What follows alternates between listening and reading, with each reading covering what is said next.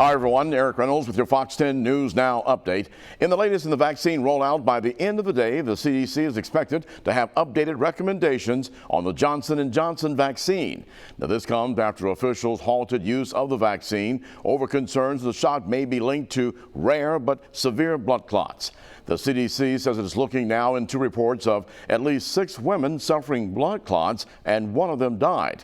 Now, local health leaders say that Johnson & Johnson makes up about just a small part of Alabama's overall vaccine arsenal. But they say the pause is creating some challenges. Pharmacies, some of which had appointments already scheduled for the Johnson & Johnson vaccine, are scrambling now to make other arrangements. Pharmacist TERESA Elmore says that Dawes Point Pharmacy had administered 45 of the Johnson & Johnson shots before yesterday's announcement. She says the reaction among her customers has been mixed, with some switching now to Moderna, while others plan to wait and see what happens with J&J. Several of them are just saying, well, I'm just going to hold out because I feel like they'll be able to do it, because it's, 6 cases out of several million. We're told that Alabama has already administered a little more than 71,000 doses of the Johnson & Johnson vaccine. That's about 6% of all shots. Florida Governor Ron DeSantis says that his state is temporarily suspending the J&J vaccinations. Governor DeSantis says that the temporary halt should not put a serious dent in the vaccination efforts, because the state was only slated to get about 37,000 of the Johnson & Johnson vaccines this week. But officials say that the halt did close several mass vaccination sites in Miami, Jacksonville, Orlando, and Tampa, where as many as 3,000 people a day had been receiving shots. Officials say that state-supported sites will continue, though, to operate in Florida. We're continuing to keep track of the latest developments in the 2021 Alabama legislative session. Alabamians are another step closer now in having their say over whether the state should have a lottery and casinos. The Alabama Senate voting 23-9 on a constitutional amendment to establish a state lottery and allow 9 casino sites in the state. Casino and sports betting sites would be located in Mobile, Jefferson, Macon, Greene, and Houston counties, and either Jackson or DeKalb counties, as well as 3 sites owned by the Porchban Creek Indians. Now, the legislation now goes on to the House. If it passes the House and legislators give final approval, it would go on the ballot for next year's general election in November. A Robertsdale mother's determination to create a law in Alabama is finally paying off.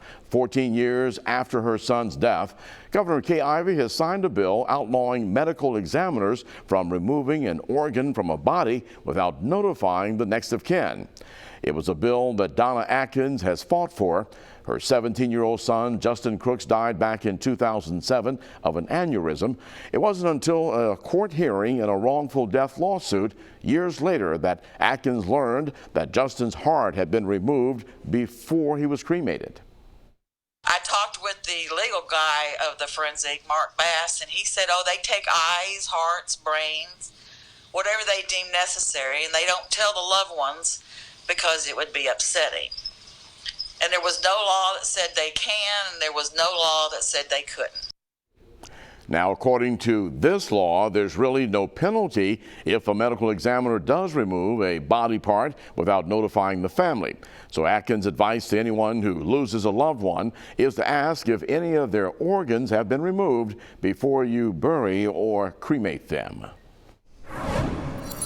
I'm meteorologist Michael White with your Fox 10 Storm Tracker report, and right now before 4:30 in the morning the radar is quiet and everything is dry, and this morning it's going to start off that way. You're not going to have any weather related issues getting to work or getting the kids to school. However, we're expecting a big threat for rain and storms to come in later today, specifically later on this afternoon. We had a wave of rain, as most of you know, come through last night. There was a wake low as a result of that rain. We ended up getting very intense wind wind late afternoon, early evening, and then it all died off. But we still haven't seen the front approaches. The front is still in the nation's midsection, and as it rolls through, our rain coverage skyrockets. The severe weather potential, thankfully, is low. It's only a level 1 out of 5, but we could still have some straight-line wind gusts, and we could still have torrential downpours. And when you think about all the rain we already saw on Saturday morning, it will not take much for there to be a flash flooding concern. So if you live in a flood-prone zone, a low-lying area, keep all of that in mind. Weather headlines for your Wednesday. We're starting off dry, and then this afternoon, rain becomes likely with storms mixed in, and then later in the week, things are going to be much better as we head in toward Friday. Let's go through the FOX10 Futurecast where the clouds, they will be increasing. The rain moves in. This is a look at midday today, and you can see heavy showers, storms move in across locations west of I-65. By the time you pick the kids up from school, that's when a lot of the heavy rain will be showing up for most locations, and then by the time we get to 7 o'clock in the evening, all of the heavy rain will be moving offshore, and then we see the other showers begin to push their way offshore as the night progresses. So here's a look at how the next 7 days are going to stack up. The highs will drop to the low 70s later this week. Morning temperatures mid to low 50s. With the days with the biggest threats for rain will be today and Saturday before we end up going dry for the beginning of next week. Now we'll talk much more about your weather throughout the day right here on Fox 10 News Now.